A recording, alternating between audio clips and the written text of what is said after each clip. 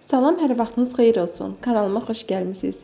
Bugün sizlərə elə bir piroq resepti təqdim edirəm ki, yumuşaqlığı, dadı, qoxusu və asan hazırlanması sizi valeh edəcək, tez-tez hazırlayacaqsınız. Çox dadlı olur. Qonaqlar gəlmədən yarım saat öncə hazırlayıb süfrəyə isti və ya soyuq halda verə bilərsiniz. Keçək hazırlama qaydasına. Qaba 4 stəkan ələnmiş un əlavə edirəm. Üzərinə 2 stəkan şəkər tozu və şəkərli vanil əlavə edib qarışdırıram.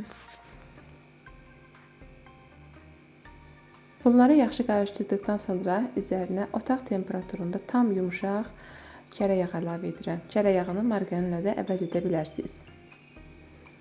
Və əlimizlə umaz hazırlayırıq.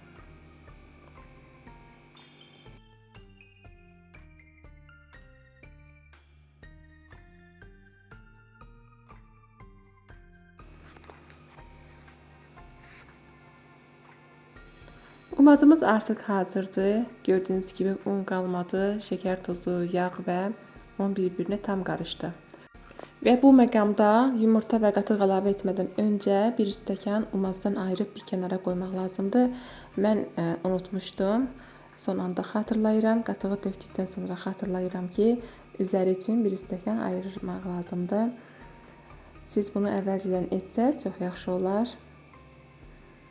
Ayrı bir kənara qoyuram və stəkanın içərisində qalan qatığın üzərinə qabartma tozu və soda əlavə edirəm, çay sodası. Birlikdə qarışdırıb həll edib və kütləyin üzərinə əlavə edirik.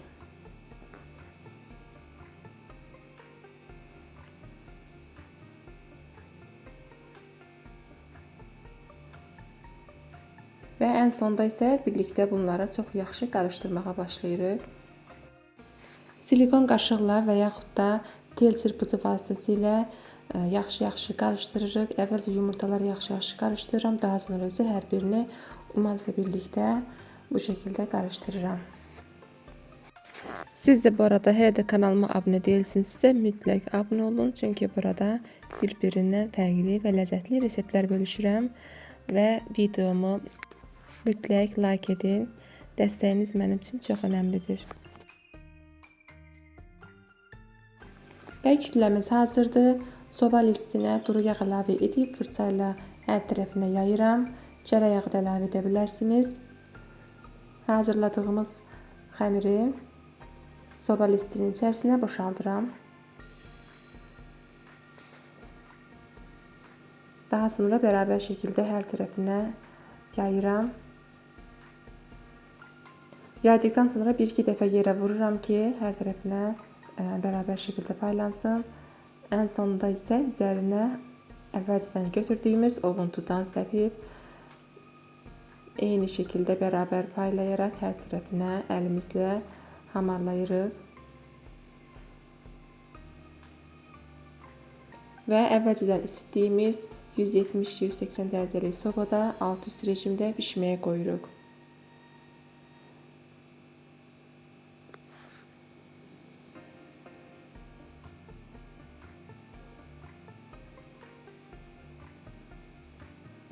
Və piroqumuz pişdi. Bişərkən çox hündür oldu, çox gözəl qabardı.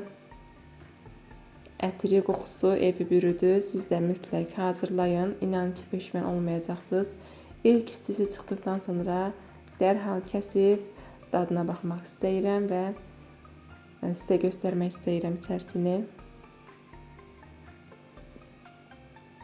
Mütləq fikirlərinizi rəy bölməsində yazın və reseptlərimi mütləq yoxlayın. Çünki inanın ən gözəl reseptləri sizlərlə bölüşürəm. Budur, piroqumuz çox yumuşaq və çox dadlı olur. Hazırlayan hər kəsə indidən nuş olsun. İnanın ki, peşman olmayacaqsınız. Videomu sona kimi izlədiyinizə görə hər birinizə təşəkkür edirəm. Yeni videolarda görüşmək diləyilə.